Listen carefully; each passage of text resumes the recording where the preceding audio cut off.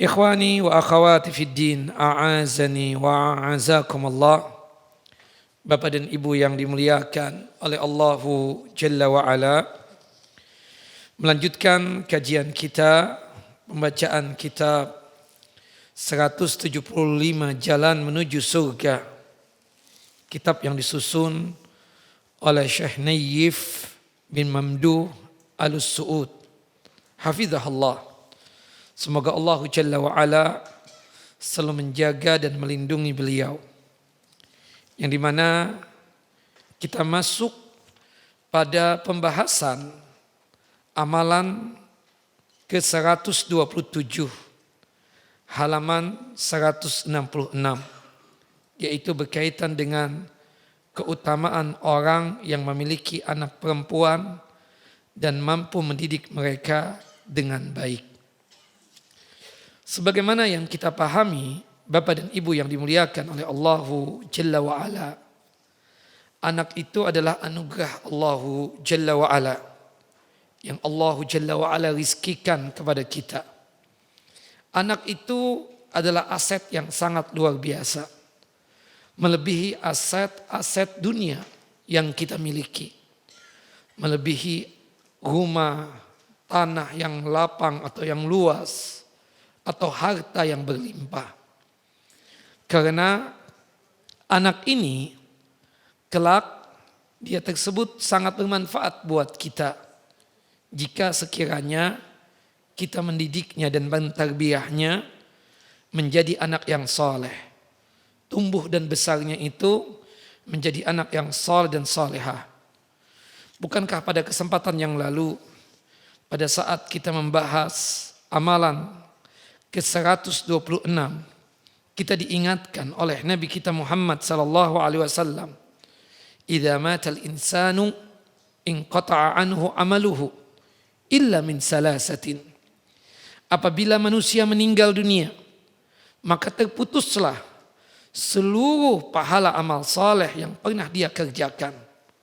Terputus pahala amalan salatnya, terputus pahala amalan umrah dan hajinya, terputus amalan pahala berkaitan dengan ibadah siam dan ibadah puasanya, dan amalan-amalan yang lain.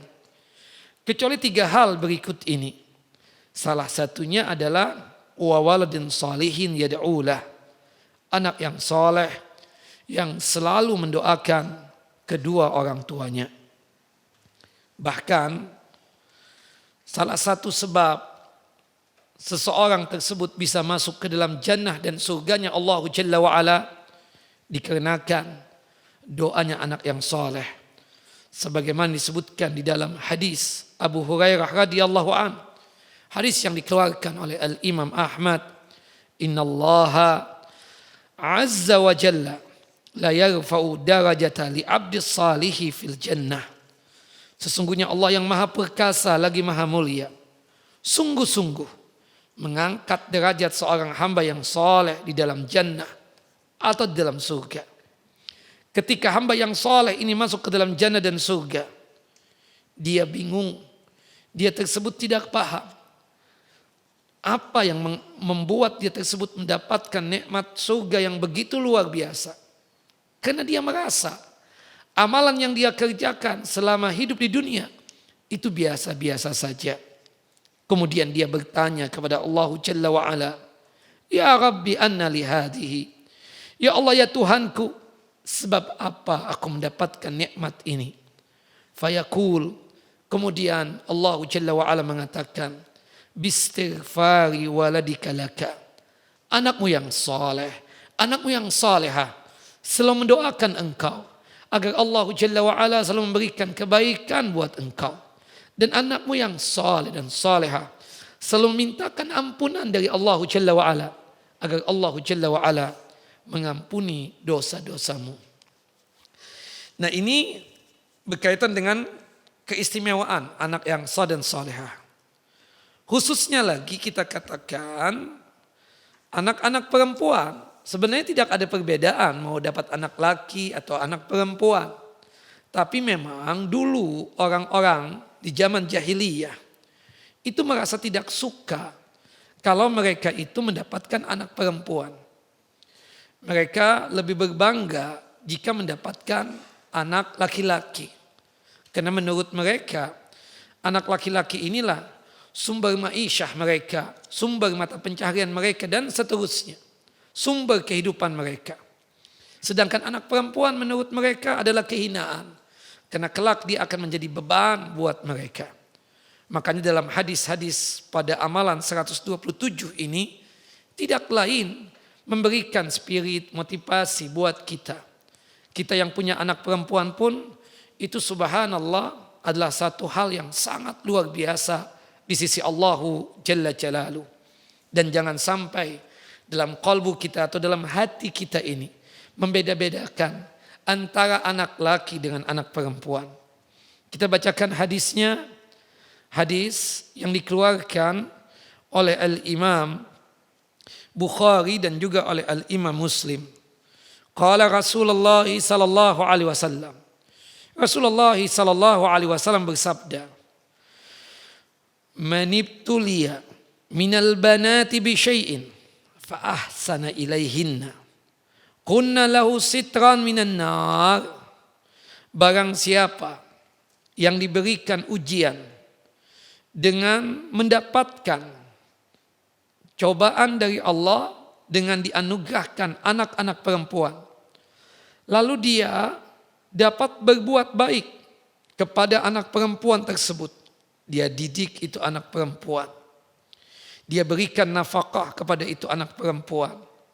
Sehingga dia tersebut menjadi anak yang salehah.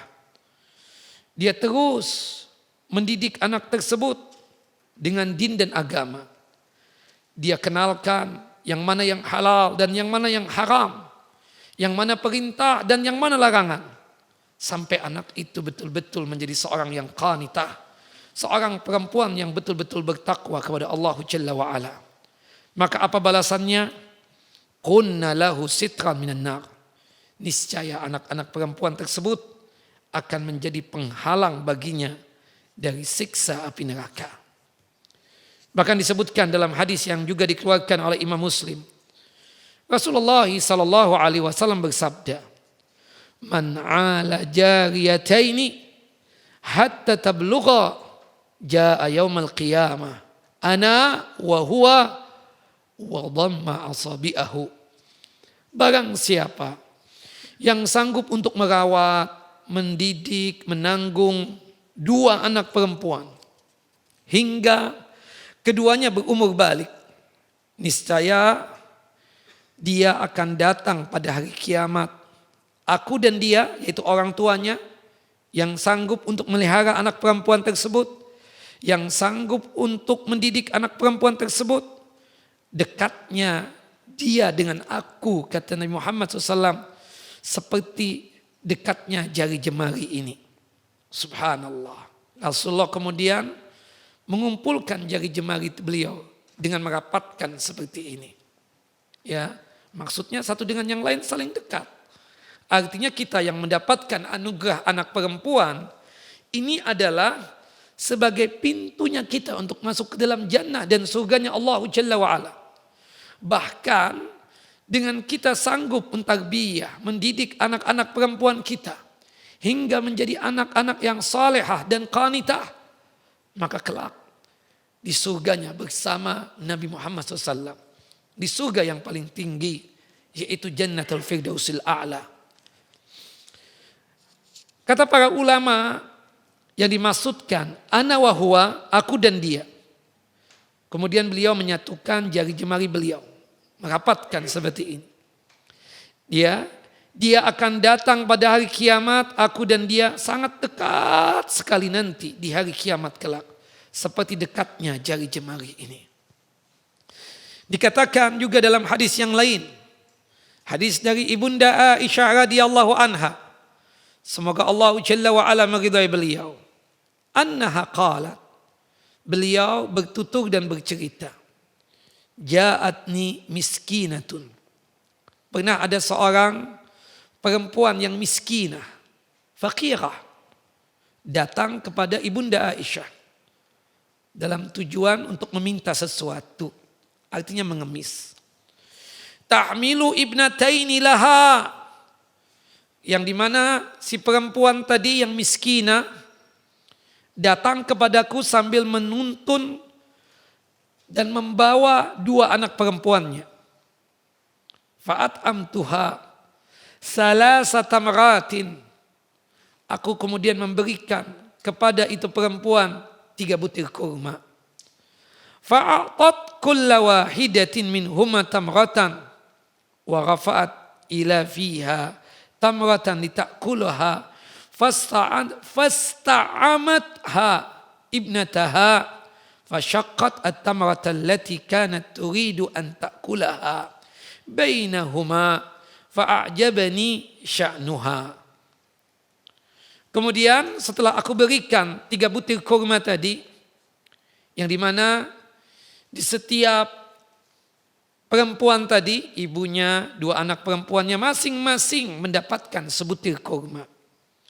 Namun dia memberikan kepada masing-masing anaknya 1 buah kurma, lalu dia ingin memasukkan 1 buah lainnya ke mulutnya. Namun tiba-tiba kedua anaknya tersebut meminta 1 buah kurma tersebut.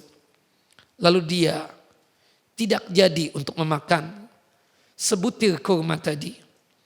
Sebutir kurma tadi dia potong menjadi 2 atau dia belah menjadi 2. Belahan yang pertama dia berikan kepada anak perempuannya yang pertama. Belahan yang kedua dia berikan kepada anak perempuannya yang kedua. Bahkan dalam riwayat yang lain disebutkan Ibunda Aisyah radhiyallahu anha pada saat itu cuma memiliki sebutir kurma. Ada riwayat yang lain menyebutkan. Dan kebetulan ini perempuan membawa 2 anak perempuan. Diterima sebutir kurma tadi, dia belah jadi 2. Sebelah yang pertama dia berikan kepada anak perempuan yang pertama. Belahan yang kedua dia berikan kepada anak perempuan yang kedua. Sedangkan dia tidak makan.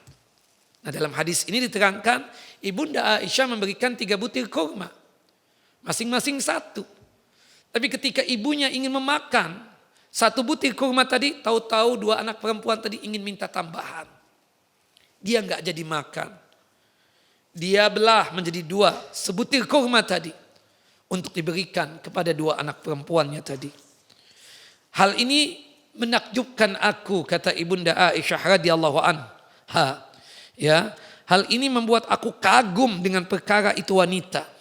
Aku pun menginfokan dan menghabarkan kepada Rasulullah SAW tentang apa yang aku dapatkan berkaitan tentang perempuan yang sangat baik sekali dengan 2 anak perempuannya tadi. Ketika diceritakan kepada Nabi SAW tentang keadaan itu perempuan, kemudian Rasulullah SAW berkomentar, faqala innallaha qad aujaba laha biha al-jannata au a'taqaha biha minan nar. Kata Nabi SAW, sesungguhnya Allah Ta'ala telah mewajibkan surga baginya dengan sebuah kurma itu. Artinya sebab dia memberikan makanan kepada 2 putrinya tadi, hatta cuma sekedar sebutir kurma tadi yang dia belah menjadi 2, Allah Jalla wa'ala mewajibkan surga untuk menerima dia masuk ke dalam surga tersebut. Atau Allah Jalla wa'ala telah membebaskannya dari neraka dengan sebutir kurma itu tadi. Hadis sahih dikeluarkan oleh Al-Imam Muslim. Dan subhanallah disebutkan di dalam hadis yang lain, Nabi kita Muhammad sallallahu alaihi wasallam bersabda bahwasannya barang siapa yang mendapatkan 3 anak perempuan, kemudian fa'ahsana ilaihinna, kemudian dia berbuat baik kepada 3 anak perempuan tadi, dia didik, dia tarbiyah, maka kunna lahu sitran minan nar. Maka 3 anak perempuannya tadi akan menjadi penghalang baginya dari neraka. Kemudian ada dari sahabiyah, dari sahabat perempuan Nabi SAW bertanya, ya Rasulullah, aku punya anak perempuan cuma 2. Apakah dengan 2 anak perempuan tersebut juga bisa sebagai penghalang bagiku agar jangan sampai masuk ke dalam siksa api neraka? Kata Nabi SAW, begitupun juga dengan 2. Termasuk komentarnya para ulama, hatta 1 orang anak perempuan itu bisa menghalanginya dari siksa api neraka. Dengan catatan kita sebagai orang tuanya sanggup untuk mentarbiyah, sanggup untuk mendidik dengan tarbiyah Islamiyah, dengan pendidikan Islam yang sesuai dengan tuntunan dan ajaran Quran serta sunnah Nabi SAW as-sahihah. Maka oleh sebab itu Bapak-bapak yang dimuliakan oleh Allah Jalla wa'ala, berbanggalah juga kalau sekiranya Allah Jalla wa'ala menganugerahkan kepada kita anak perempuan. Karena banyak di antara bapak-bapak tersebut menjadi alasan kalau dia tersebut tidak punya anak laki, dia punya keinginan untuk apa? Untuk memiliki anak laki.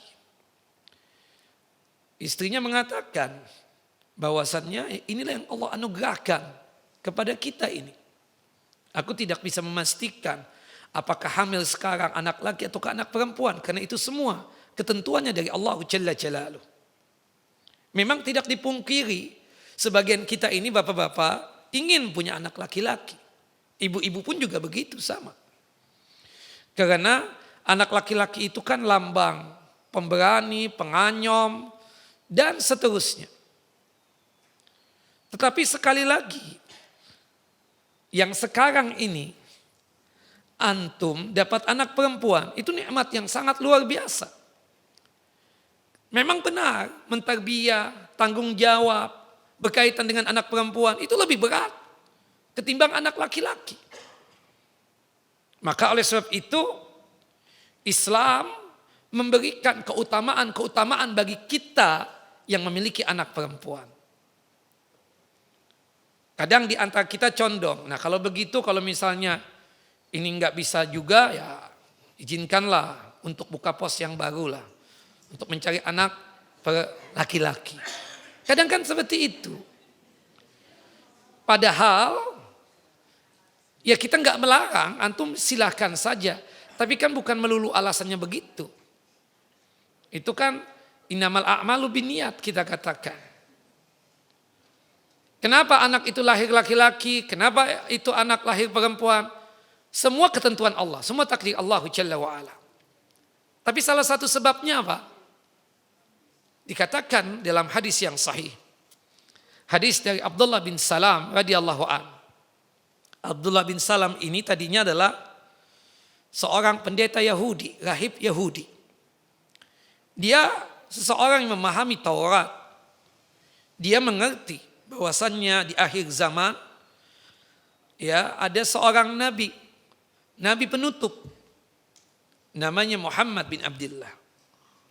Ketika Nabi Muhammad sallallahu alaihi wasallam sudah sampai ke Madinah, kebetulan Abdullah bin Salam ini tinggalnya di Madinah, termasuk orang yang pertama kali yang menemui dan menjumpai Nabi Muhammad SAW adalah Abdullah bin Salam ini. Tujuan Abdullah bin Salam menemui dan menjumpai Nabi Muhammad, ingin ngetes apakah beliau ini memang seorang nabi ataukah bukan. Ketika berjumpa dengan Nabi Muhammad, Abdullah bin Salam mengatakan, "Ya Muhammad, jika engkau memang seorang nabi, pastinya bisa dong menjawab 3 pertanyaan ini." Kata Muhammad, silakan, apa yang ingin engkau tanyakan? Salah satu dari 3 pertanyaan tersebut adalah, kenapa kok ini anak lahir jenis kelaminnya laki-laki? Sedangkan yang itu anak terlahir jenis kelaminnya perempuan. Apa sebabnya? Faqala Rasulullah menjawab, ini anak lahir jenis kelaminnya laki-laki dikarenakan air mani laki-laki lebih banyak daripada air mani perempuan. Sedangkan yang ini anak terlahir jenis kelaminnya perempuan, berarti air mani perempuan lebih banyak daripada air mani suaminya. Shadaqta, benar engkau wahai Muhammad. Asyhadu annaka Rasulullah. Aku bersaksi bahwasannya engkau memang betul-betul utusan Allah Jalla wa'ala. Nah, artinya anak itu lahir perempuan, berarti apa Pak? Bukan istri antum yang salah. Ya kan, ketentuannya itu ternyata air mani antum sedikit ketimbang air mani istri antum. Subhanallah, saya ingin menceritakan apa yang diceritakan oleh ustadz-ustadz kita. oleh syekh kita. Ya, ada seseorang ya sudah menikah, punya anak 6. Qadar Allah, takdirnya semuanya anak perempuan. Anak pertama, kedua, ketiga, keempat, kelima, keenam, anak perempuan. Subhanallahnya lagi, tahun ini anggaplah kita katakan istrinya hamil lagi. Subhanallah. Suaminya sudah mulai gelagat gak baik nih. Sebelum tidur dia ngomong, yang kamu hamil lagi. Kalau sekiranya nih perempuan lagi gimana? Kamu ngizinkan aku enggak buka pos lagi untuk cari anak laki? Perempuan ditanya seperti itu, tentu kan terkaget-kaget. Dan sedihlah, pasti sedih. Si perempuan tersebut tidak jawab. Dia tidak menghawil pertanyaan suaminya tadi. Qadar Allahnya, takdirnya, pas pada malam dia menyampaikan keinginannya untuk menikah lagi itu, dia mimpi. Mimpi buruk. Subhanallah. Mimpinya apa? Dia dimasukkan ke dalam neraka. Kita tahu pintu neraka jumlahnya ada berapa? Ada 7, 8 surga, Bu. Pintu neraka ada berapa jumlahnya? 7. Pintu surga 8. Pintu neraka ada 7. Ketika dia diseret oleh malaikat dalam mimpinya itu untuk masuk ke pintu neraka yang pertama, anak yang tertua, anak yang sulung menyelamatkan dia. Ya Rabb, ampuni abahku ya Rabb. Ya, maafkan segala khilafnya. Jangan dimasukkan dia ke dalam neraka. Gak jadi dimasukkan ke dalam neraka. Tapi karena banyak dosa, tetap kesimpulannya, tetap keputusannya dimasukkan ke neraka. Mau dilempar ke pintu neraka yang kedua, anak yang kedua menyelamatkan. Sama sebagaimana anak yang pertama tadi. Subhanallah, masih tersisa yang lainnya. Banyak nih orang melakukan dosa rupanya. Sampai pada akhirnya mau dilempar, ingin dimasukkan ke dalam neraka lewat pintu neraka yang nomor 3. Anak yang ketiga menyelamatkan. Ya Rabb, maafkan abahku ya Rabb. Jangan masukkan dia ke dalam neraka. Ampuni segala khilaf dan dosanya. Subhanallah, keempat pun juga begitu. Ketika mau dilempar ke dalam neraka, melewati pintu neraka yang nomor 4. Anak yang keempat menyelamatkan dia. Sampai kelima, keenam. Ya, begitu juga. Ya Allah, maafkan abahku. Ampuni segala khilaf dan dosanya. Subhanallah. Karena banyak dosa, tetap diseret. Ingin masukkan ke dalam neraka. Sebelum dimasukkan ke dalam neraka lewat pintu yang ke-7, dia terbangun. Dia terbangun. Kemudian dalam kondisi penuh dengan peluh ketakutan yang luar biasa. Dia bangunkan istrinya. Istriku, apapun yang terjadi, ini mau anak laki, mau anak perempuan, aku gak kawin. Gak mau kan. Anak perempuan sangat luar biasa manfaatnya. Subhanallah. Takdirnya, qadar Allahnya, ya subhanallah. Anak yang ke-7, anak laki-laki. Allahu Akbar. Nah, ini cerita bukan sinetron ya. Ini memang benar. Ya, diceritakan oleh masyayikh kita, oleh syekh-syekh kita itu. Nah, ala kulli hal, anak laki, anak perempuan, alhamdulillah. Bahkan anak sekarang ini, anak perempuan lebih manfaat kayaknya ya. Anak perempuan sudah besar-besar, Masya Allah. Kebetulan tinggi semampai, cantik jelita, kulit putih, bersih. Banyak dong yang minta. Yang minta ada yang presiden, anak presiden, gubernur, ya pengusaha lah paling tidak, ya kan? Subhanallah ya kan? Manfaatnya luar biasa kan? Anak laki sudah besar, sudah balik, sudah lulus, S1, S2, belum kerja juga. Kan ada yang begitu kan? Jadi kita nggak tahu takdirnya nanti. Subhanallah. Walhasil kita katakan mau anak laki, mau anak perempuan, alhamdulillah. Alhamdulillah alladzi bi ni'matihi tatimmus shalihat. Ya. Kita selalu memuji Allah Jalla wa Ala apapun yang dianugerahkan oleh Allah Jalla wa Ala. Ya, mau anak laki alhamdulillah, anak perempuan juga alhamdulillah. Bahkan kita berpikirnya nih kalau anak laki, ya kita cuma paling bantar mengantarkan dia menikah. Paling bantar lagi jadi saksi. Untuk menikahkan kan enggak. Iya kan? Kita bisa menikahkan itu kalau anak kita anak perempuan. Yang terjadi drama yang luar biasa kan pada waktu akad nikah. Meneteskan air mata. Aku nikahkan dan aku kawinkan. Atau dalam bahasa Arab misalnya. Ya fulan bin fulan. Angkahtuka wa zawwadtuka ibnati fulana binti fulan. Bimahar kada wa kada naqdan au halan. Iya kan? Di situ subhanallah terjadi itu sesuatu perasaan yang luar biasa hingga kita sanggup untuk meneteskan air mata anak yang kita didik dari bayi yang di malam harinya dia menangis-nangis, kita gendong, kemudian disusui oleh istri kita. Allahu Akbar, sekarang diambil oleh orang.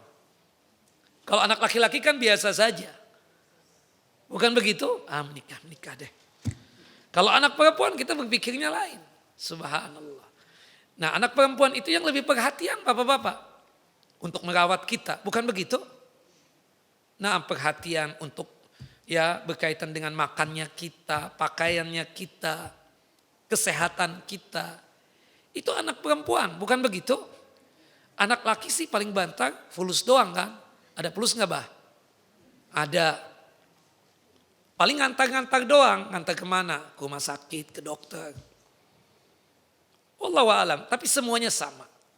Anak laki, anak perempuan, yang penting anak-anak kita tarbiyah ya dalam tarbiyah Islamiyah. Seperti itu. Wallahu a'lam bissawab. Tapi kemudian selanjutnya jalan ke 128 atau amalan ke 128. Oh, ini banyak ini. Ada 7 ya.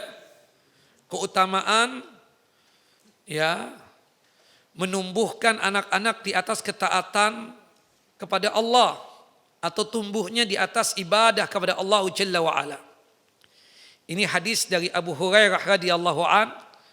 Hadis yang dikeluarkan oleh Al-Imam Al-Bukhari dan juga oleh Al-Imam Muslim. Kata Nabi kita Muhammad sallallahu alaihi wasallam, sab'atun yudhilluhumullahu ta'ala fi dhilli yauma la dhilla illa dhillu.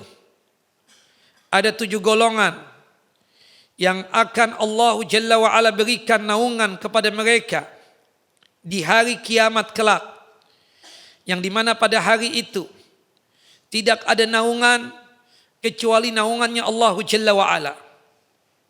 Karena kita tahu di padang mahsyar itu keadaannya nggak ada bangunan sama sekali. Jangan dibayangkan seperti tempat kita tinggal di muka bumi ini. Ada rumah, ada pohon, ada gedung, ya, ada apa kita katakan, ada apartemen. Nggak ada. Subhanallah. Itu digambarkan oleh Nabi SAW padang mahsyar itu adalah seperti roti kering yang tanpa ada ujung. Subhanallah. Ya, keadaan pasirnya putih. Enggak ada bangunan sama sekali. Matahari begitu dekat. 1 mil atau 2 mil.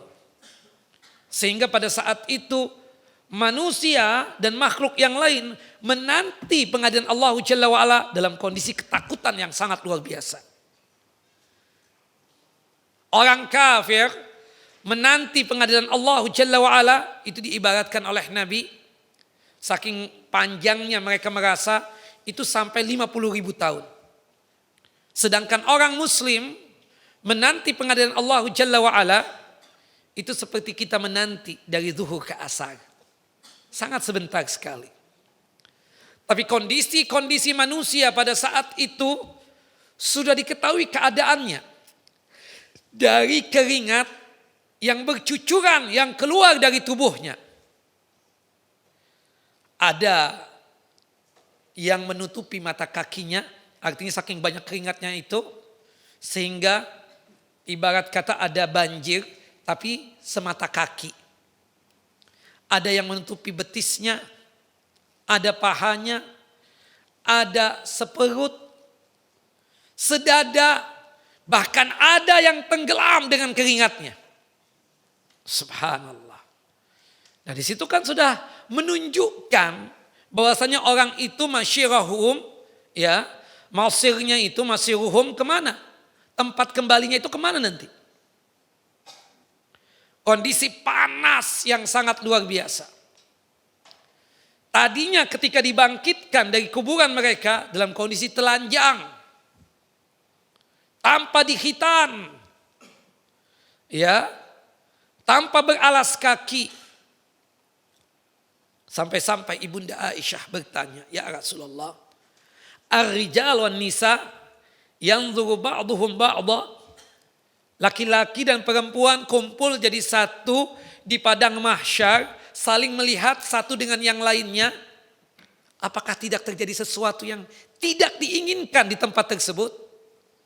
Faqala Rasulullah, ya Aisyah, al-amru asyad. Perkara pada saat itu sangat menakutkan, sangat menegangkan. Saking menakutkan dan menegangkan, membuat dia tidak mengerti, tidak paham siapa yang di depannya, siapa yang di samping kanan kirinya. Siapa yang di belakangnya, bagaimana kondisinya, berpakaian ataukah tidak berpakaian. Saking tegangnya dan menakutkannya keadaan di padang mahsyar, membuat dia tersebut lupa siapa saudaranya, siapa ayah dan uminya, siapa istrinya, siapa suaminya, bahkan siapa anak-anaknya. Fa idza ja'atis sakhah yauma yafirrul mar'u min akhihi wa ummihi wa abihi wa sahibatihi wa banihi likulli imri'in minhum yauma idzin sya'nu yughni. Pada saat terjadi hari kiamat, dikumpulkan di padang mahsyar, seseorang akan lari dari saudaranya. Enggak mau untuk memikirkan, enggak sempat untuk memikirkan siapa saudaranya. Dia akan lari dari ayah bundanya. Dia enggak peduli siapa ayah bundanya. Dia akan lari dari istrinya, dari suaminya. Enggak peduli dia. Gimana keadaan istrinya, gimana keadaan suaminya, termasuk anak-anaknya. Likulli imri'in minhum yauma idzin sya'nu yughni. Yang dipikirkan oleh dia tentang nasib dia sendiri. Nafsi. Dan orang yang pertama kali yang dikasihkan pakaian siapa? Nabi Ibrahim alaihissalam. Nah kemudian penantian yang begitu luar biasa untuk disidang, untuk diadili oleh Allah Jalla Jalaluh. Nah, sampai pada akhirnya ada syafaat yang khusus dari Nabi Sallallahu Alaihi Wasallam. Jadi kita katakan syafaat itu tidak lain adalah pembelaan dan dukungan. Yang memberikan syafaat itu ada berapa golongan? Ibu-ibu udah kitab tauhid sudah kan? Bu, sudah belajar kan kitab tauhid? Sudah belum syafaat? Bu, MT Hidayah ya? Sudah belum? Sudah Pak? Bapak-bapak sih on and off ya datang ke kajiannya. Nah jadi ada sekitar 12 golongan yang kelak akan memberikan syafaat. Puncaknya Allah Jalla wa'ala. Kemudian para malaikat, para anbiya, para nabi. Termasuk Nabi Muhammad. Al-Quran, puasa, ya, itu memberikan syafaat. As-siddiqin, ya, as-syuhada, as-salihin juga memberikan syafaat. Anak-anak kecil yang meninggal dunia sebelum balik memberikan syafaat juga. Nah, tapi ada syafaat yang khusus. Cuma Nabi Muhammad saja yang sanggup untuk memintanya kepada Allah. Ada 4 syafaat Nabi Muhammad SAW yang khusus. Cuma Nabi Muhammad saja yang memilikinya. Yang pertama, Syafa'atul uzma, syafaat yang paling besar. Yaitu pada saat di padang mahsyar, pada saat manusia itu ketakutan yang sangat luar biasa dan sudah bosan untuk menanti pengadilan Allah Jalla wa'ala. Sudah jenuh, lama banget nih pengadilan belum dibuka-buka. Akhirnya mereka datang kepada Nabi Adam alaihissalam. Kepada Nabi Adam, aku gak punya hak dalam syafaat yang satu ini. Cobalah kalian datang kepada Nabi Nuh alaihissalam. Dia tersebut rasul yang pertama. Nabi Nuh pun juga menjawab hal yang sama. Cobalah kalian datang kepada Nabi Ibrahim, Abul Anbiya, bapaknya para nabi. Nabi Ibrahim pun menjawab, aku gak punya hak dalam masalah ini. Kata Nabi Ibrahim, cobalah datang kepada Nabi Musa alaihissalam. Dia tersebut kalim Allah. Allah Jalla wa'ala langsung mengajak bicara kepada Nabi Musa alaihissalam. Nabi Musa alaihissalam menjawab, ya aku gak punya hak. Cobalah datang kepada Nabi Isa alaihissalam. Nabi Isa pun juga menjawab hal yang sama. Kata Nabi Isa, datang kepada Nabi Muhammad SAW. Nabi Muhammad punya hak dalam masalah ini. Akhirnya mereka datang kepada Nabi Muhammad dan Nabi Muhammad langsung sujud di hadapan Allah Jalla wa'ala. Minta agar dibuka pengadilannya.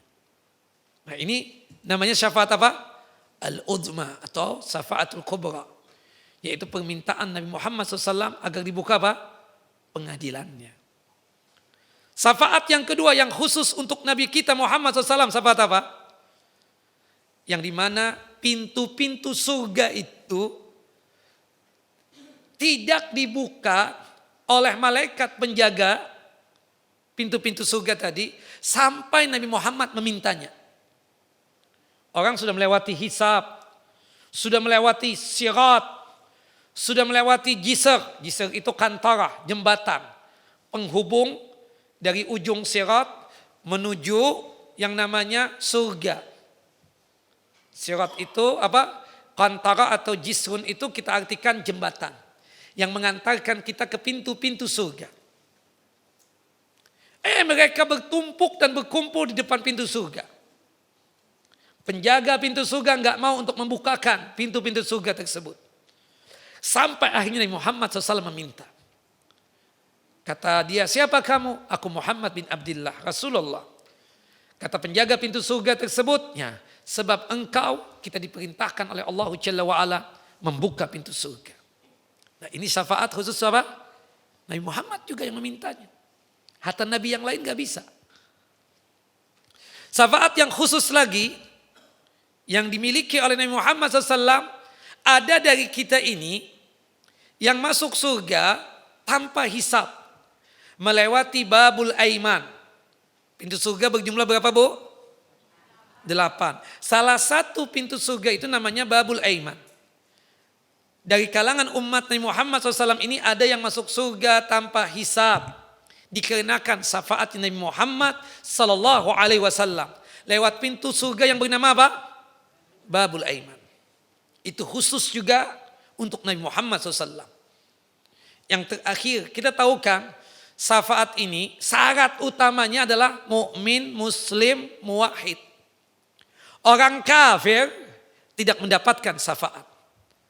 Tapi ada satu orang kafir yang mendapatkan syafaat khusus dari Nabi Muhammad SAW. Cuma Nabi Muhammad saja yang bisa memberikan. Sekedar untuk meringankan azabnya dia. Kepada siapa Nabi Muhammad memberikan? Pamannya Abu Talib. Kalau bukan karena aku, kalau bukan karena syafaatku, niscaya pamanku Abu Talib itu akan diletakkan di keraknya api neraka. Di dasarnya api neraka. Tapi dikarenakan syafaatku, dia mendapatkan azab dan siksa neraka yang paling ringan. Yang dimana hembusan api neraka itu cuma sampai ke mata kakinya saja. Dalam riwayat yang lain disebutkan Abu Talib mendapatkan neraka yang paling ringan, ya, yang dimana dia disuruh untuk memakai terompah yang dari api neraka. Ketika dipakai oleh Abu Talib, seketika otaknya matang. Nah itu khusus Syafaat yang diberikan kepada siapa? Nabi Muhammad, ada 4 tadi. Jadi ada 4. Tapi pemberi syafaat itu banyak ya. Ada berapa tadi jumlahnya? 12 kita katakan. Nah di sini kita katakan 7 golongan bukan berarti ini pembatas ya. Dalam riwayat yang lain disebutkan, ada yang lain nanti kita akan sebutkan. Salah satunya orang yang suka memudahkan dalam masalah pinjaman dan piutang. Ya, itu pun juga kelak akan mendapatkan naungan di bawah arasy-Nya Allah Jalla wa Ala. Makanya dikatakan di sini, yauma la dhilla illa dhillu. Tidak ada teduhan, tidak ada naungan kecuali teduhan dan naungan Allah Jalla wa Ala. Karena di padang mahsyar berhubung tidak ada bangunan, tidak ada gedung, tidak ada rumah, tidak ada kemah, maka ya susah untuk menghindari apa? Teriknya sinar matahari. Kecuali teduhannya Allah Jalla wa Ala. Disebutkan dalam hadis yang lain, teduhannya yang dikatakan oleh Allah Jalla wa Ala, la dhilla illa dhillu, tidak ada teduhan kecuali teduhannya Allah Jalla wa Ala. Mereka akan berada di bawah arasy-Nya Allah Jalla wa Ala. Jadi yang menjadi teduhannya apa? Arasy-Nya Allah Jalla Jalaluh. Itu pendapat yang rajih. Meskipun ada pendapat yang mengatakan Allah Jalla wa Ala menciptakan teduhan pada hari kiamat tersebut. Ada yang berpendapat begitu. Tapi kalau kita melihat dari hadis-hadis yang ada, nanti teduhannya itu di mana? Di bawah arasy-Nya Allah Subhanahu wa taala. Siapa saja yang mendapatkan teduhan Allah Jalla wa Ala? Yang pertama, imamun adilun. Pemimpin yang adil. Pemimpin yang adil.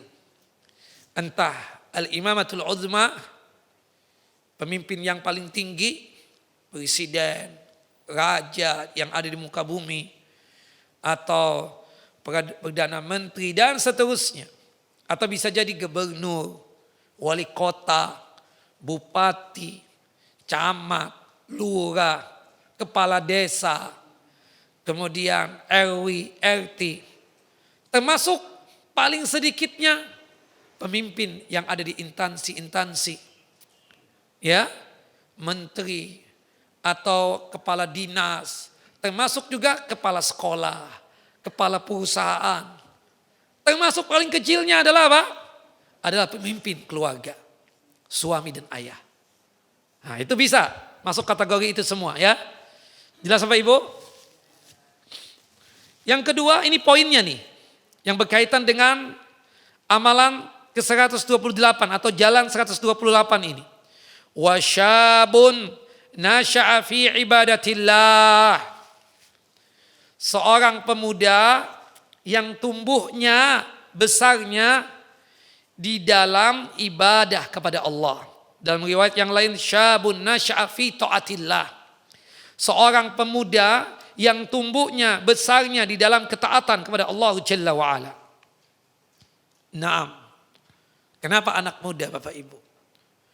Karena anak muda ini rentan dengan fitnah. Masih labil. Masih jauh untuk memikirkan yang namanya akhirat. Bukan begitu? Makanya kalau kita hitung ini, untuk jamaah kita, ibu-ibu deh, yang banyak hadir kan nenek-nenek. Bukan begitu? Anak mudanya ada, sedikit. Bapak-bapak juga begitu. Tua-tua, kakek. Ya, om, ami. Anak muda ada, tapi sedikit. Karena jiwanya masih muda, darahnya masih muda, dan seterusnya. Dia menganggap umurnya masih panjang, gampang ibadah. Padahal yang namanya kematian itu enggak ada syarat. Harus tua terlebih dahulu. Banyak orang yang mengaku diri masih muda diwafatkan oleh Allah Jalla wa'ala dengan cara Allah Subhanahu wa ta'ala.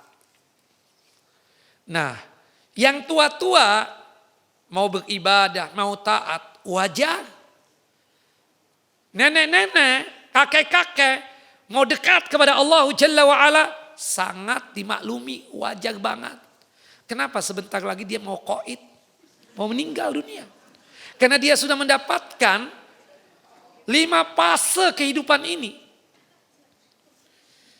Dalam surah Ghafir atau surah Mu'min, surah yang ke-40, ayat 67. Allah Jalla wa'ala berfirman tentang fase kehidupan manusia. Fase yang pertama fase bayi, udah kita lewati. Fase yang kedua kanak-kanak, sudah kita lewati. Fase yang ketiga remaja, dari kita balik sampai kita berumur 24 tahun, sudah kita lewati juga. Fase yang keempat, fase dewasa. Dari kita berumur 25 tahun sampai umur 40 tahun. Nah sekarang ini kita fase terakhir Bapak dan Ibu. Umur kita sudah 40, bahkan lebih, bukan begitu? Berarti kita sudah mendapatkan fase tua.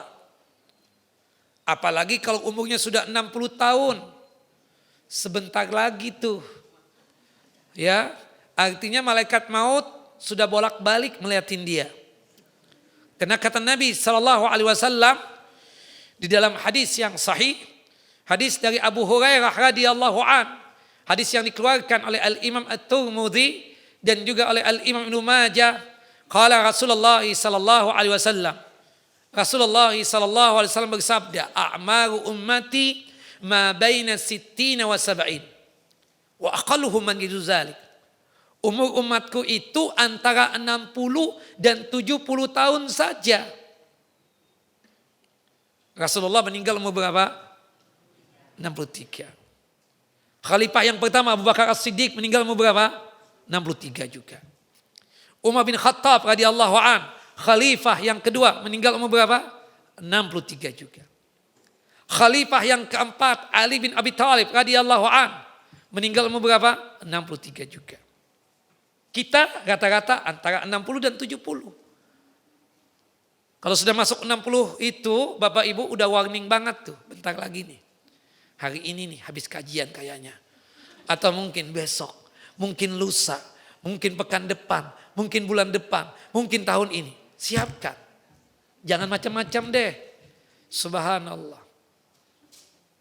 Wa aqalluhum man dzalik. Sangat sedikit yang lewat 70 tahun. Ada yang lewat 70 tahun.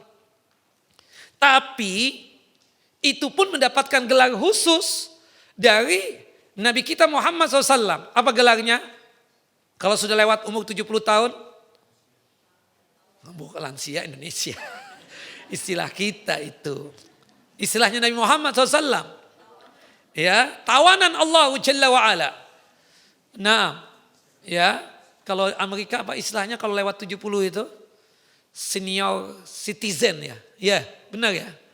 Jadi karena sudah tua banget, sudah lama tinggal di Amerika, mendapatkan gelar seperti itu. Senior citizen apa? Citizen senior gitu, apa balikannya lah. Wallahu a'lam. Iya kan? Jadi nggak mau disebut tua kan, dibilang senior. Kayak ibu-ibu nih, marah kalau dibilang tua padahal memang sudah tua ya. Kita bilang senior seperti itu. Nah, Allahu Akbar. Nah artinya Rasulullah itu saking sayangnya masalah umur saja diinfokan kepada kita. Artinya jangan macam-macam lagi nih, udah tua. Apalagi kan tanda-tandanya sudah kelihatan. Uban ada. Kemudian plek-plek hitam muncul di wajah. Kemudian wajah sudah mengerut. Kemudian sering sakit. Ya kan? Subhanallah, cepat letih, gak kuat jalan dituntun. Wah, sudah tanda-tandanya banyak banget. Maka sangat wajar banget dia dekat dengan Allah Jalla wa'ala. Makanya kalau orang yang sudah tua masih doyan dengan maksiat, oh memang buaya dia itu. Ya, artinya memang gak paham tentang Allah, tentang din, tentang agama Islam ini. Jelas Bapak Ibu? Nah tapi kalau anak muda, ya salah, masih muda, sudah hafal Al-Quran, masih muda, sudah banyak hafal hadis, masih muda, sudah menjadi imam sholat. Ya masih muda, belajar rajin untuk ta'amuk dan tafakuh fiddin, memperdalam din Allah dan agama Allah Jalla wa'ala. Makanya Bapak-bapak, ibu-ibu, kalau kita masih muda itu, ibadah itu dimaksimalkan. Kenapa? Dikarenakan Kalau sudah tua itu banyak kekurangan. Kayak sekarang nih. Ibu-ibu sudah umur berapa nih? Yang 85 atau 80 atau 75. Bu, berangkat umroh ya. Gratis saya ongkosi. Enggak deh Ustaz, duitnya aja. Kenapa? Udah capek Ustaz, fisik udah lemah, enggak mau. Iya kan? Seperti itu. So, Bapak enggak mau haji Pak. Enggak deh ya. Anak-anak udah banyak nawarin Ustaz. Ustaz kan tahu anak jalan dituntun begini. Anak-anak baru nawarin haji. Gimana di sana nanti? Ujung-ujungnya enggak sempurna melaksanakan haji. Mumpung masih muda ikhwan. Giat-giatkan untuk melakukan ibadah dan ketaatan. Bapak-bapak ini kan sering curhat kepada Ustaz. Ustaz, anak pingin banget tuh puasa Senin Kemis. Puasa 3 hari setiap bulan. Bahkan puasa Nabi Daud alaihissalam. Tapi kondisi fisik anak begini Ustaz. Dokter marah sama anak kalau anak puasa. Karena akan mengganggu kesehatan anak. Kalau sekiranya Allah kembalikan lagi umur anak. Ya muda lagi. Umur 30 aja. Anak akan puasa Senin Kemis. Anak akan puasa 3 hari setiap bulan. Anak akan puasa Nabi Daud. Subhanallah. Tapi mustahil kan. Sama dengan orang kalau sudah tua ini kan sakit-sakitan. Sholat aja kadang dijamak. Karena sakit kan boleh dijamak kan. 4-4 zuhur, asar. Maghrib 3, isya 4. Karena memang sakit. Di kasur aja. Ingin ke masjid Ustaz, ingin ke masjid. Pak, Bapak punya rukhsah sudah. Sudah sakit begini udahlah saat di rumah. Aduh, ana nyesal Ustaz. Kenapa ana enggak ke masjid waktu masih muda? Nah itu kan penyesalan ada. Makanya firman Allah dalam surah Al-Asr. Surah ke-103 itu. Wal asr demi masa. Demi waktu, demi kehidupan kalian. Kok diistilahkan Al-Asr itu? Al-Asr itu kan salah satu sholat. Yang dimana Allah mewajibkan kita untuk sholat di waktu itu kan. Makanya dikatakan sholatul asar. Karena banyak manusia itu Bapak Ibu menyesali diri ketika umurnya sudah senja. Nah asar itu kan adalah simbol waktu yang senja. Kalau sudah tua baru nyesal. Kenapa anak gak ngaji, kenapa anak gak ini, kenapa anak gak itu. Macam-macam sudah.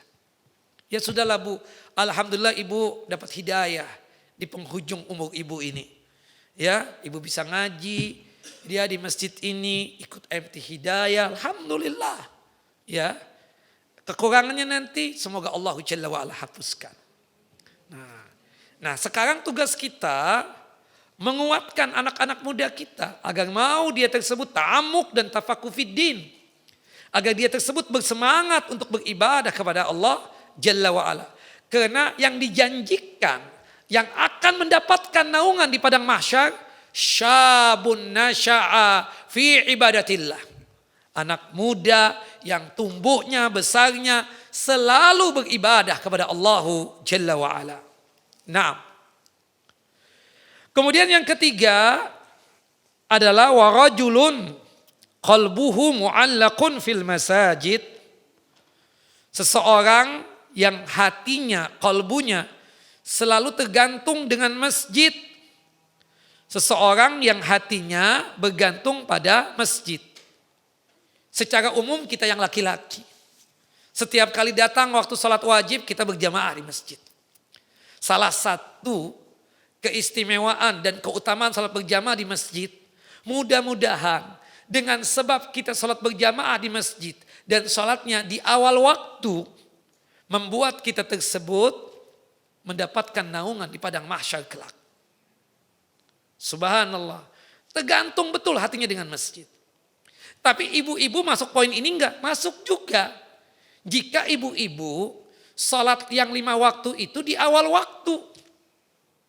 Artinya hatinya itu selalu dengan tergantung dengan masjid itu kan tidak khusus untuk laki-laki. Karena memang kita paham masjid ini dibangun. Yang memakmurkan yang punya tugas wajib siapa? Laki-laki, bukan perempuan. Perempuan itu sholatnya baik yang wajib ataupun yang sunnah, afdalnya utamanya di mana? Di rumah. Perempuan boleh datang ke masjid. Tapi Ustaz, Anda gak dapat dong kategori yang ketiga ini. Warajulun qalbuhu mu'allaqun bil masajid. Seseorang yang hatinya selalu tergantung dengan masjid, ibu dapat bu. Asal ibu sholatnya on time, di awal waktu. Ya, bukan maksudnya itu khusus untuk laki-laki, makanya ana lebih mengkhususkan untuk sholat itu di masjid aja deh. Supaya mendapatkan kategori yang ketiga ini. Supaya kelak nanti akan mendapatkan naungan di padang mahsyar. Di bawah arasnya Allah Jalla wa'ala. Kita katakan ibu boleh sholat di masjid. Cuma untuk ibu afdalnya utamanya sholat di mana? Di rumah. Jadi yang disebut dengan hatinya selalu tergantung dengan masjid itu. Secara umum sholatnya itu apa? On time. Kalau sholatnya on time itu di awal waktu. Itu yang mengakibatkan kita ini akan mendapatkan cintanya Allah. Sahabat yang mulia Abdullah bin Mas'udin radhiyallahu an pernah bertanya kepada Nabi SAW. Ya Rasulullah, ya Nabi Allah, ayul a'mali ahabbu ilallah. Amalan apa yang paling disuka dan paling dicinta oleh Allah Jalla wa'ala. Faqala Rasulullah menjawab as-salatu ala waktiha. Salat di awal waktu.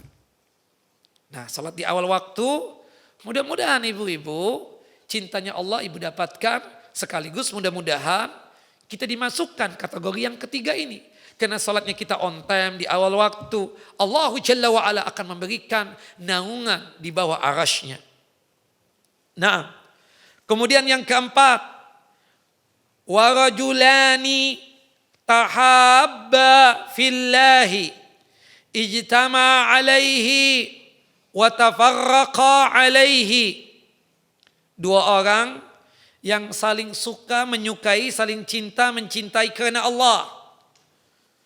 Berkumpul dikarenakan Allah, berpisah pun juga karena Allah. Bisa jadi pasangan suami istri. Dia seorang perempuan menerima lamaran laki-laki.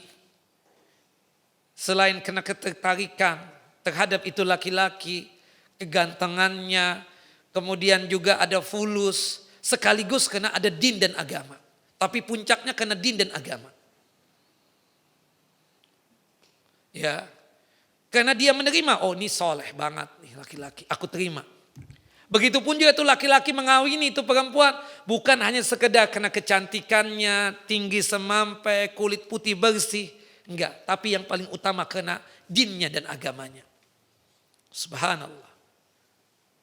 Dia membangun rumah tangganya di atas ketaatan kepada Allah Jalla wa'ala, di atas ketakwaan kepada Allah Jalla Jalaluh.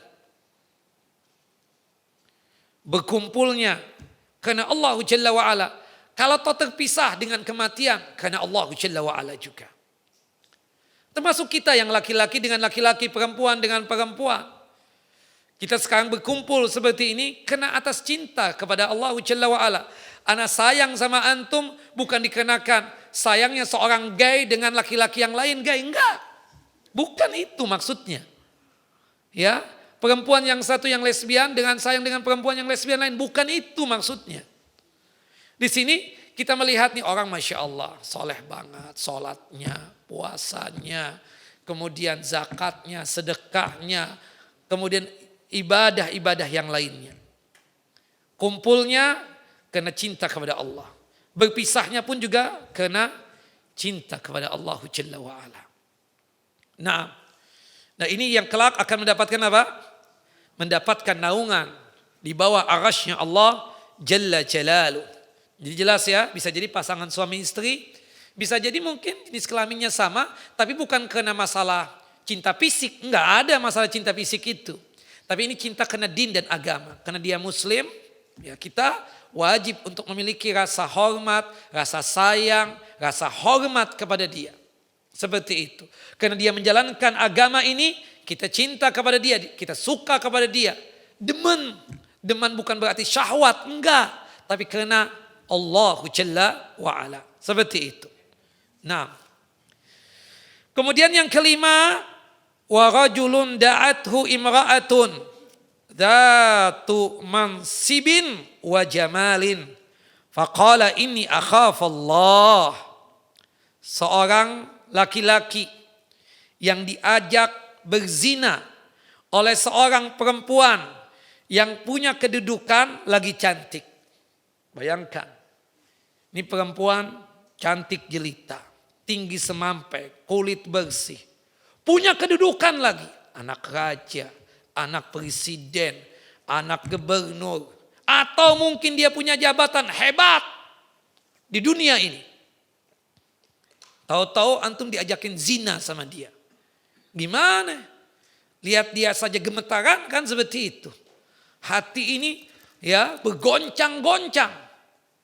Subhanallah. Itu yang terjadi dengan siapa? Nabi Yusuf alaihissalam. Nabi Yusuf alaihissalam diajak berzina oleh seorang istri gubernur pada zaman itu. Ya. Yang disebut dengan namanya itu ini dari Israiliyat ya, namanya siapa? Zulaikha itu. Nah, kita katakan seperti itu.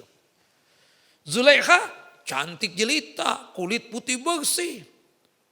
Nabi Yusuf bukannya enggak demen, ada hati. Makanya Allah mengatakan, faqad hammat bihi wa hamma biha. Zulaikha senang sama Yusuf, Yusuf pun juga begitu. Tapi ketika diajak berzina, Nabi Yusuf enggak mau. Subhanallah. Inni akhafallah. Aku takut kepada Allah Jalla wa'ala. Nah, sangat jarang ya orang yang cantik jelita punya kedudukan mengajak berzina. Kita katakan ada terjadi. Tapi untuk hitungannya itu, rata-rata mereka yang punya kedudukan itu gengsi. Ngajak nikah iya mungkin. Itu pun juga yang seprofesi, yang satu martabat dan derajat dengan dia. Bukan begitu? Gak mungkin kita yang gak tahu apa-apa, tahu-tahu diajak. Gak mungkin itu. Wajah gak biasa-biasa aja. Fulus, ya on and off. Kemudian berkaitan dengan apa ya? Fisik kita ala kadarnya. Gak mungkin kayaknya. Tapi ada orang-orang yang Masya Allah kan. Seperti itu. Ada cerita. Ini subhanallah. Kejadiannya di Mesir. Ada seseorang namanya Muhammad. Dia jualan minyak wangi. Makanya sering dipanggil dengan sebutan Muhammad Al-Miski. Dia Masya Allah. Laki-laki yang ganteng, handsome. Tinggi, kulit putih. Bule lah bahasa kita. Masya Allah. Kalau ada sinar matahari, saking putihnya, kulitnya itu jadi merah. Kalau marah kelihatan banget. Kalau kulit putih kan begitu. Subhanallah. Ya salam. Dia cuma seorang penjual minyak wangi.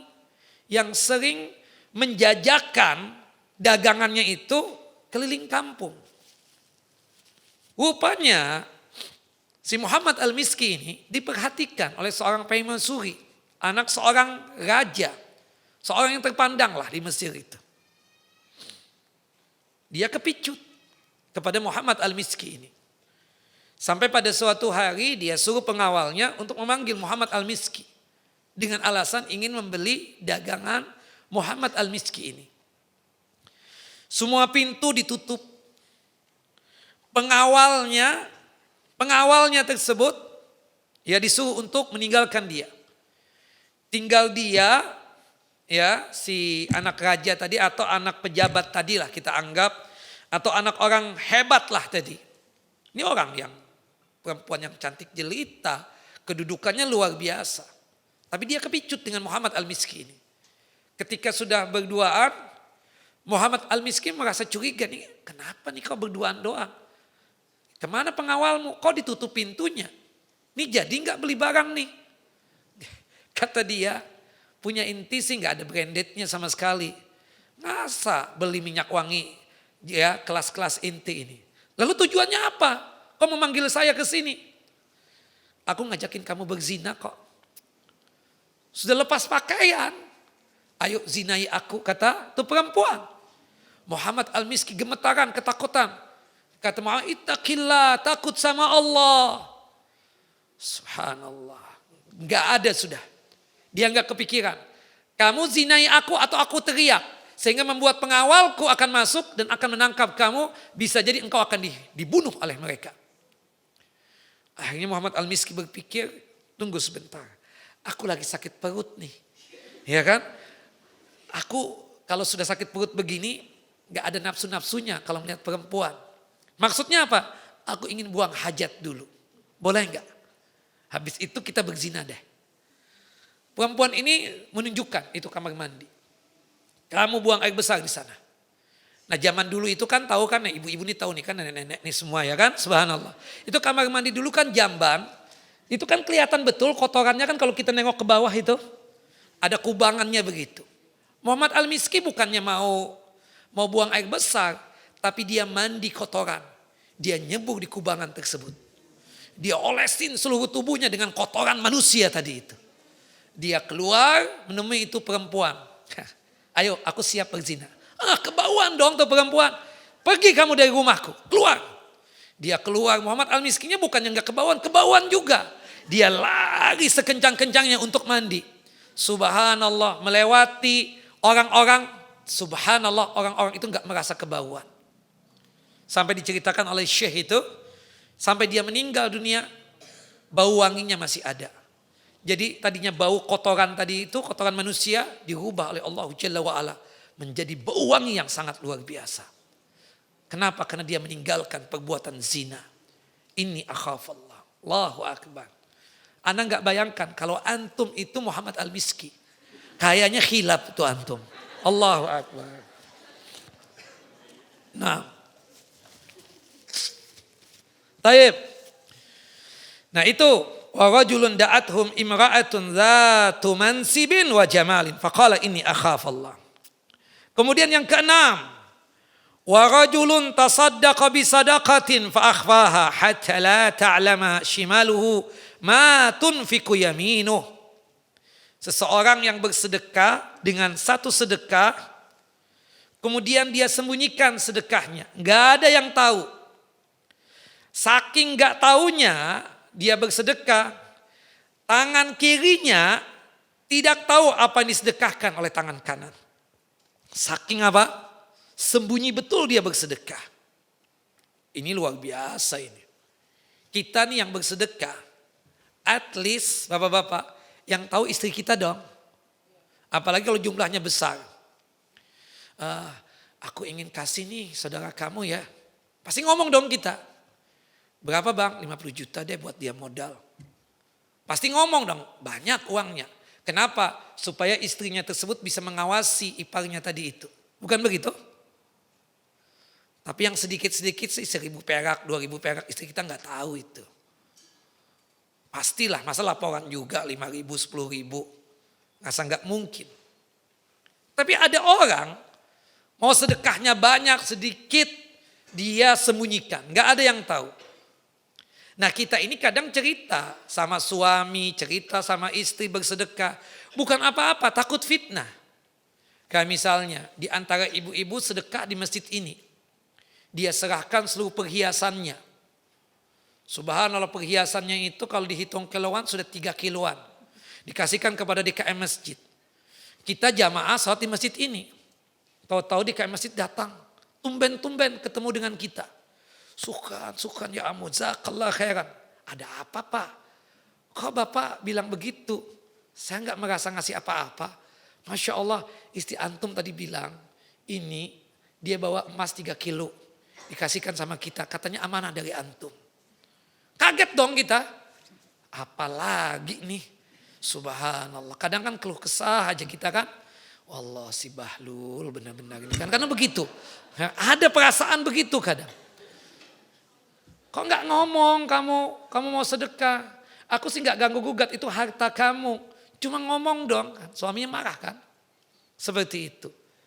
Apalagi jumlahnya besar kan? Pasti kaget-kaget. Antum pinjam puluh sama istri antum nggak mau. Tapi nyumbang buat masjid 3M dikasih. Kan kaget-kaget. Nah ini. Makanya kita mau nggak mau harus lapor dong. Aku kasih ini takut apa-apa sih. Karena istrinya juga kadang kaget-kaget. Oh pantasan duit habis terus. Dikasih sama ipar ya. Ya, nah itu kan jadi fitnah kan ujung-ujungnya. Karena iparnya tuh janda misalnya. Kan jadi fitnah dong. Maka alangkah baiknya apa? Titip sama istri kan. Karena iparnya itu perempuan. Masih energik lagi. Kan pasti curiga dong istrinya. Maka oleh sebab itu kamu aja deh yang kasih. Kan seperti itu. Allahu a'lam. Jadi susah untuk bersedekah secara sembunyi-sembunyi ini. Susah. Susah. Apalagi kalau kita doyan dipuji oleh manusia. Subhanallah. Coba deh. Nyumbang karpet. DKM Masjid juga kaget-kaget. Karpet siapa yang kirim ya? Jangan-jangan salah. Kenapa sih Pak? Terima aja Pak. Gelar. Enggak, anak takut kata ketua DKM. Ini kan zaman pilpres, pilkada, pileg. Jangan-jangan dia ada maksud nanti. Anak kan takut kata dia. Harus ada hitam di atas putih deh. Akhirnya kan dilaporkan. Oh saya Pak yang kasih. Oh antum. Kenapa enggak ngomong? Anda ingin ngamalkan tuh hadis Pak supaya enggak tahu. Tapi Pak harus tahu Pak gimana kalau kita enggak tahu. Nah Pak saya enggak ngomong kemana-mana. Cukup antara antum dan anak aja yang tahu. Bahwa saya antum yang menyumbang. Kalau orang nanya Anda bilang hamba Allah. Atau paling tidak nih maaf-maaf. Orang yang kita kasih sedekah itu tahu. Berat kan? Apalagi kadang kita kan baperan banget tuh. Kita punya keluarga. Ada omongan dari keluarga yang lain. Kita kaya raya. Untuk saudaranya nggak dikasih apa-apa tuh. Padahal sudah sering dikasih macam-macam. Cuma kita nggak mau iklan. Kita nggak mau ngomong. Nah, tapi itulah manusia. Akhirnya itu yang membuat kita ngomong. Udah dikasih. Kalau bahasa saya sudah tuhuk.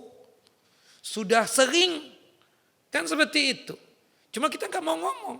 Ingin mengamalkan hadis ini. Walhasil kita katakan. Bahwasanya ada seorang tabi'ut tabi'in. Dia mengamalkan ini hadis. Dia persiapkan sembako di pagi hari atau di siang hari. Dia sembunyikan di tempat yang terpisah. Istrinya nggak tahu, anak-anaknya nggak tahu, pegawainya juga nggak tahu. Dia beli sendiri, ngangkat barang sendiri. Ketika dia lihat anak istrinya tertidur lelap, kebetulan waktu zaman itu nggak ada listrik, kita katakan dia datang ke rumah-rumah orang yang layak untuk disantuni. Dia ketuk pintu rumah, Assalamualaikum, Waalaikumsalam. Ada titipan dari hamba Allah. Dibukakan, orangnya nggak ada lagi. Cuma ada sembako, ada makanan-makanan, kurma, kismis, tepung, terigu dan seterusnya. Itu dilakukan oleh dia kurang lebih 20 tahun lebih. Sampai dia meninggal dunia. Enggak ada yang tahu. Istrinya enggak tahu, anaknya enggak tahu, pegawainya enggak tahu. Kemudian orang-orang yang menerima sedekah juga enggak tahu. Menurut cerita itu ya. Ketahuannya pas dia meninggal dunia. Rupanya nih pakai miskin itu kan 20 tahun lebih ya. Mungkin berkelanjutan tuh miskinnya. Kayak orang zaman sekarang. Di komputer kakeknya mustahik zakat. Kemudian anaknya mustahik zakat. Cucunya mustahik zakat juga. Kan ada begitu kan? Ya Allah kapan kaya nih orang. Subhanallah kan ada kan begitu. Dari jid kita, kakek kita ngasih dia.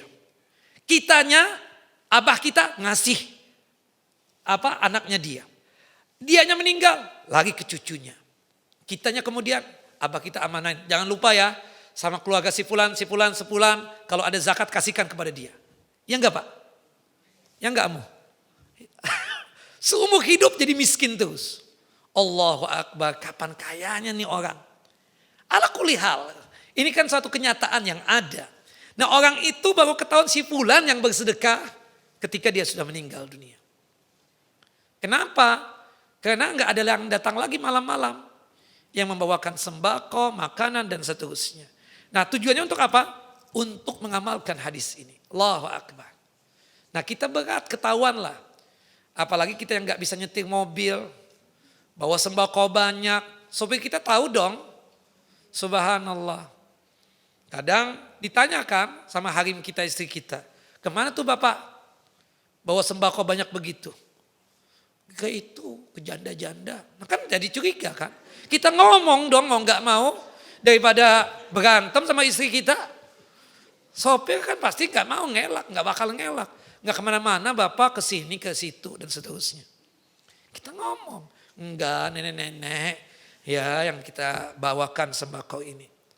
Susah untuk menjaga hati sembunyi-sembunyi itu susah banget. Wallahu alam. Nah, kadang kita harus ngomong karena ada anggapan kita ini bakhil. Kan tuduhan orang. Padahal dia nggak tahu kita sedekah. Cuma karena kita baperan, takut orang itu tambah dosa, kita ngomong. Inti kan nggak tahu. Ana punya ame, ana punya halati, ana santuni, tanyain sama dia. Ana punya tante, ana santuni. Cuma inti nggak tahu. Ini cuma ngomong doang. Keluarga-keluarga yang lain kan ngomong seperti itu. Dibilang kita bakhil, nggak perhatian. Padahal kita yang paling perhatian, cuma kita diam-diam. Cuma karena sakitnya telinga kita, omongan-omongan tadi itu membuat kita ngomong. Ana udah kasih. Kan seperti itu. Wallahu a'lam bishawab. Sehingga membuat kita berat lagi nih untuk ngomong. Berat lagi untuk apa? Untuk menyembunyikan. Apalagi yang besar. Kita bangun masjid nih, Ustadz kan? Sumbangan dari siapa? Udah Ustadz diam aja. Kita aja berdua. Nah itu enak. Tapi kalau misalnya tahu-tahu masuk ke rekening, jumlahnya besar. Si Ustadz kan cari lagi informasi. Ini siapa nih banyak banget 1M nih ngasih. Kenapa Ustadz kok dicari orangnya kan gak perlu. Di situ kan itu hamba Allah. Supaya nanti kalau kita ada proyek lagi kita bisa minta lagi sama dia. Kan begitu maksudnya. Makanya kadang kita bilang, Ustadz. Ini Ustadz ada kiriman sekian-sekian. Oh iya, ana perlu Ustadz ya nomor teleponnya ucapan terima kasih. Ustadz dia gak mau Ustadz, udah. Enggak Ustadz, ana perlu Ustadz. Udah jangan kalau antum mau apa-apa nanti ngomong sama ana. Enggak ana pingin langsung. Rupanya pingin langsung, akhirnya gak dikasih sama orangnya.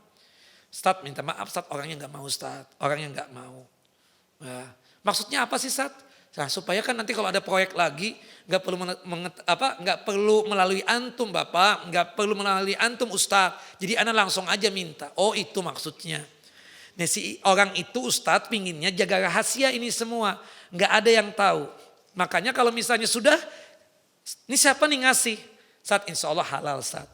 Insya Allah antum nggak bakal dipanggil KPK atau pihak kepolisian, enggak. Ini halal. Dan orangnya antum kenal, cuma nggak mau disebut namanya. Nah, kan enak kan seperti itu. Kelas, kalau begitu nggak perlu kita tahu. Kita nikmati aja. Wah, ya kan? Apa yang telah diberikan tadi. Wallahu a'lam bishawab. Terakhir, yang ketujuh. Wa rajulun dzakarallaha khalian fafadat ainah. Seseorang yang selalu ingat kepada Allah Jalla wa'ala. Selalu berzikir kepada Allah. Di tempat yang terpisah dari halayak umat manusia. Sendirian. Bukan semedi, enggak. Ini salah satu tafsirnya para ulama. Salah satu penjelasan para ulama dia suka tahajud, qiyamul lail. Seorang diri. Ketika manusia tertidur lelap. Dia teringat akan dosa yang pernah dia lakukan. Sehingga membuat dia meneteskan air mata. Subhanallah. Kalau kita lagi sholat berjamaah dengan seorang imam. Bagus suaranya, imam itu menangis, kita terbawa juga ikut menangis. Hukumnya boleh enggak? Boleh saja. Ya, ibku fa illam tastati fatabaqau. Ya, menangislah engkau ketika melewati ayat-ayat Al-Quran, apalagi yang berkaitan dengan neraka, adab dan seterusnya. Kalau enggak bisa juga, paksakan untuk menangis. Berat kita kadang. Kita ikut sedih doang kadang untuk meneteskan air mata. Ada tuh orang yang Masya Allah hatinya rinto banget. Melihat tuh imam menangis, nangis juga dia sejadi-jadinya. Padahal kita tahu dia lebih banyak maksiat ketimbang kita. Tapi kita nih berusaha, aduh gak bisa juga ini. Kan ada tuh. Ada orang yang Masya Allah, kita bukan katakan sinetron ya. Hatta ceramah menyampaikan ayat kadang, subhanallah. Ada yang begitu, Masya Allah. Tapi ada juga yang menyampaikan ayat, hadis. Bukan hatinya enggak lembut. Insya Allah lembut. Cuma memang enggak kebiasaan aja. Makanya kan Abu Bakar sama Umar itu beda. Abu Bakar itu pernah dilarang oleh Ibunda Aisyah. Jangan jadi imam deh. Kenapa? Rinto banget hatinya. Baca ayat, nangis saja, nangis. Beda dengan Umar bin Khattab radhiyallahu anhu. Seperti itu. Kita pingin tuh begitu, hati kita rintok gitu. Setiap kali baca ayat nangis, neseskan air mata, doa. Kadang kita ada jelesnya tuh, ada orang berdoa. Sampai menangisnya itu luar biasa gitu loh. Nah mudah-mudahan itu dari hati ya, bukan sinetron kan, seperti itu. Nah karena kita sudah. Padahal nih mungkin di antara kita itu dapat musibah juga. Tapi kadang mata ini susah banget berlinang. Apakah hatinya enggak lembut? Ya enggak juga kita katakan. Intinya di sini maksudnya apa? Poinnya tahajud, qiyamul lail. Disitulah dia ingat akan Allah Jalla wa'ala. Bisa jadi dia ingat dosa-dosanya, dia meneteskan air mata. Nah ada orang, subhanallah, gak pernah nangis tuh, gak pernah lihat. Tapi dia baru menangis itu ketika sakit, stroke, sudah gak kemana-mana. Ketika dia diisolasi, waktu itu COVID ya, kita cuma lihat di kaca, kita cuma dada-dada doang. Dia mengangkat tangan, neteskan air mata, menangis. Subhanallah, kita telepon. Kenapa? Biasanya gak pernah nangis, biasanya tegar banget.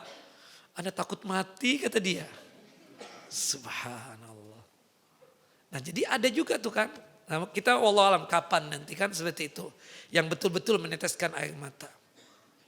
Kadang ya, subhanallah istrinya meninggal dia biasa saja. Anaknya meninggal biasa saja. Ya, tapi memang ada satu kesempatan nanti ketika dia tersebut mengalami musibah yang luar biasa kayak sakit. Stroke, gak bisa kemana-mana lagi, ketemu sohib-sohibnya yang sehat, walafiat, bisa makan ini, bisa minum itu dan seterusnya. Baru dia tuh hatinya betul-betul sedih sehingga membuat dia apa? Meneteskan air mata. Nah mudah-mudahan kita ini orang yang mudah meneteskan air mata ketika teringat dosa. Jangan sampai nih na'udzubillah. Kadang kita ini mungkin ingat dosa. Tapi kita sholat, kita tahajud, biasa aja. Gak ada tuh tetesan air mata sedikit juga pun. Subhanallah. Nah maka kita latih. Makanya kata Nabi menangislah ketika baca Al-Quran. Kalau gak bisa, berusaha untuk menangis. Seperti itu berusaha untuk menangis. Bukan dibikin-bikin ya enggak. Kan yang ternyata kita lihat inti menangis benar kan. Kan ada yang soft toy yang bercanda gitu. Kagak, anak berusaha menangis kata dia. Bukan soft toy kan, bukan bercanda kan. Ada yang bercanda kadang. Ketika sholat begitu, kita pikir menangis benar kan. Karena habis sholat salam, dia bercanda ketawa-ketawa lagi. Ini menangis, benar menangis apa enggak? Kalau orang kan ada bekasnya itu, pengaruhnya. Selesai sholat itu masih ada jiwa sedihnya itu. Rasa sedihnya masih terbawa. Ini enggak. Nah maka oleh sebab itu kita berusaha ketika membaca Al-Quran syukur-syukur hati kita ini rinto banget gitu loh, lembut. Setiap kali ada ayat-ayat tentang azab, tentang siksa, apalagi memikirkan dosa kita, kita meneteskan air mata. Allahu a'lam bishawab. Ya, ada orang yang dulu Masya Allah, ketika kita sampai ke rumahnya sakit juga nih. Meneteskan air mata, pegang-pegang tangan kita. Antum kenapa? Enggak seperti ini. Ustaz, ya, anak-anak banyak Ustaz. Anak khawatir anak mati. Jadi antum menangis ini memikirkan anak antum. Sudah serahkan sama Allah. Anda kan yang begitu. Bukan anak takut mati Ustaz. Anda mikirin anak-anak Ustaz. Anak-anak ada 8 Ustaz. Ya. Gak mungkin kan 8 orang istri Anda menikah lagi itu. Sudah serahkan sama Allah. Serahkan sama Allah. Insya Allah Allah akan pelihara anak-anak antum. Allah akan jaga anak-anak antum. Doa, minta sama Allah. Doanya orang sakit mustajab. Nah di situ dia mengingat Allah. Dia menangis itu memang awalnya karena memikirkan anak. Tapi sampai dia belajar, dia bisa memahami tentang ayat dan hadis. Ketika dia menangis itu, dia memikirkan tentang dosa-dosa dia. Kemudian dia serahkan segala kehidupan dia kepada Allah Jalla wa'ala, termasuk anak istrinya, dia serahkan kepada Allah agar Allah mengurusi dan memelihara anak istrinya. Nah, itu bisa masuk kategori yang seperti ini. Ya mudah-mudahan kita berusaha ya untuk melatih diri kita ini. Setiap kali melewati ayat-ayat tentang azab, atau setiap kali kita melakukan perbuatan dosa, kita meneteskan air mata. Ingat kepada Allah Jalla wa'ala. dikarenakan dosa yang pernah kita lakukan. Wallahu alam bissawab. Sudah jam 11 lewat. Ada pertanyaan Bapak Ibu? Monggo, silakan.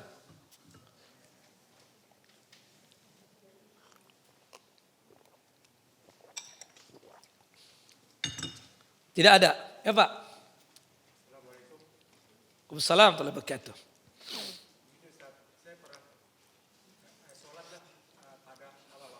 Iya. Apakah itu berlaku juga untuk salat Isya? Soalnya saya pernah dengar. Salat Isya itu dimundurkan. Ya. Kita boleh memundurkan salat Isya jika kita yang laki-laki ini salat berjamaahnya di masjid. Dan dimundurkan itu bukan di tengah malam. Jadi di akhir dari sepertiga malam yang pertama. Kan malam terbagi menjadi 3. Sepertiga malam yang pertama itu kira-kira ya jam 10 atau jam setengah 11-an. Bukan setelah jam 12 kita katakan. Itu pun pernah dilakukan oleh Nabi, sepengetahuan saya itu 2 kali. Para sahabat dilihat oleh Nabi belum kumpul di masjid, Rasulullah menunda. Kemudian pernah sahabat sudah kumpul, Rasulullah belum keluar. Para sahabat pada gelisah menunggu kedatangan Nabi SAW. Akhirnya Umar bin Khattab memberanikan diri untuk datang ke rumah Nabi SAW. Ya Rasulullah, ya Nabi Allah. Ini waktunya perempuan tidur, ini waktunya anak-anak kecil istirahat dan tidur ya Rasulullah. Jamaah sudah menunggu antum untuk salat Isya di masjid. Rasulullah keluar dalam kondisi di rambut beliau masih terlihat bekas apa? Bekas wudu.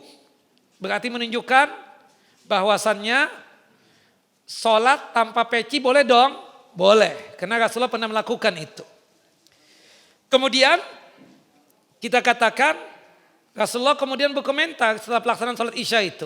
Kalau bukan karena menyusahkan umatku, niscaya aku akan perintahkan umatku untuk mengerjakan sholat Isya itu di waktu yang sekarang. Tapi itu berat buat kita Pak. Kita ini kalau sudah yang tua begini Pak, jam 9, setengah 10 udah ngantuk Pak. Makanya paling gak demen pengajian habis Isya tuh. Allah, kan ada pengajian habis Isya, paling gak demen itu. Zaman dulu masih kita ledenin deh, sekarang gak deh udah. Waktunya istirahat itu, waktunya apa? Istirahat. Nah berhubung kita gak sanggup juga begitu, dan Rasulullah selalu sholatnya di awal waktu Isya.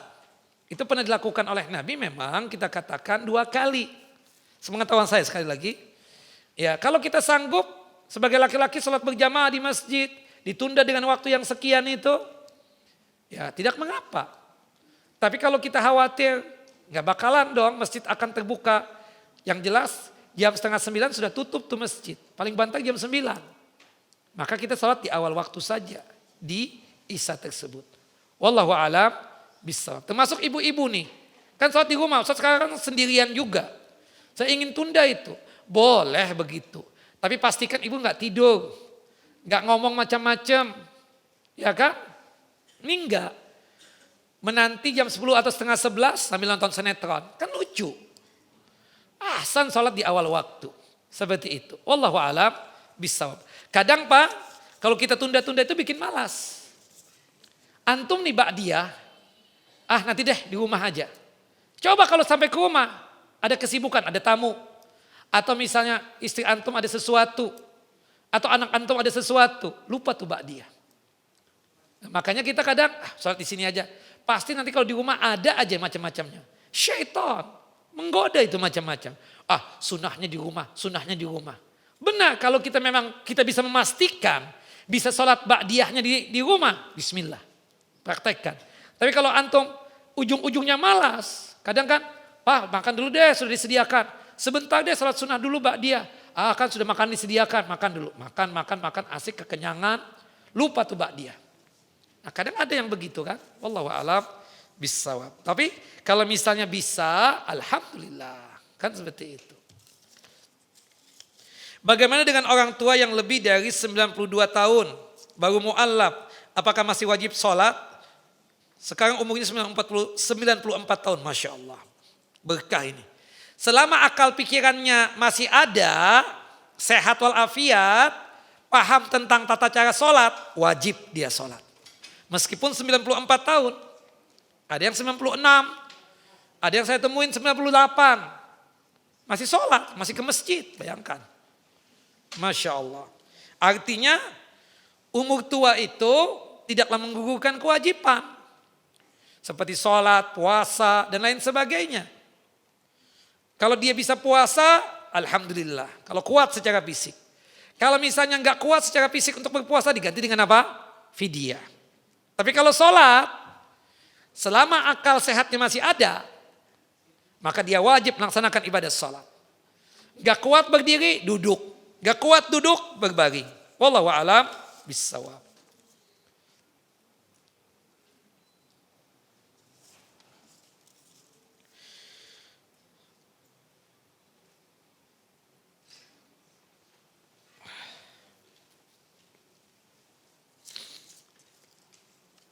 Nah,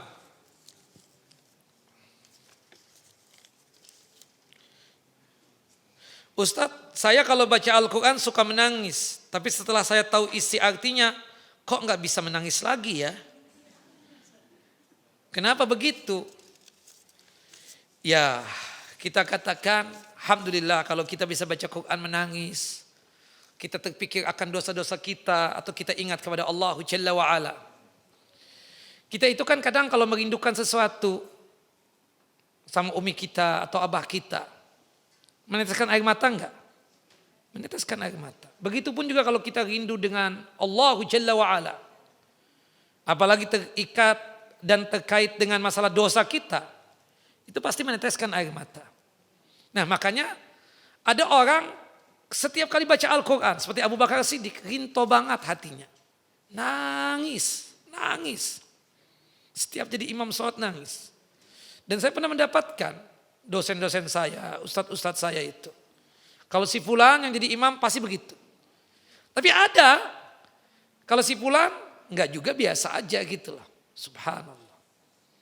Jadi saya enggak tahu kenapa ibu kalau misalnya ngaji pakai bahasa Arabnya, ayat Al-Quran yang dibaca itu nangis. Tapi kalau sudah tahu artinya, baca artinya biasa aja. Ya, kualitas keimanan orang itu berbeda-beda. Kualitas iman orang itu apa? Berbeda-beda. Tapi jangan sampai ada anggapan ya, kalau orang misalnya melewati ayat azab, tapi dia enggak menangis, oh berarti ini rendah iman nih. Enggak begitu juga. Kita katakan itu yang punya penilaian siapa? Allahu Jalla wa'ala. Wallahu alam bissawab. Tapi ini kira yang bisa disampaikan pada kesempatan kali ini. Wassallallahu nabiyana Muhammad wa ala ali Muhammad. Kama sallaita ala Ibrahim wa ala ali Ibrahim innaka Hamidun Majid. Allahumma barik ala Muhammad wa ala ali Muhammad. Kama barakta ala Ibrahim wa ala ali Ibrahim innaka Hamidun Majid. Kita tutup kajian kita dengan masing-masing kita baca doa kafaratul majlis. Subhanakallahumma wa bihamdika asyhadu an la ilaha illa anta astaghfiruka wa atubu ilaik. Assalamualaikum warahmatullahi wabarakatuh.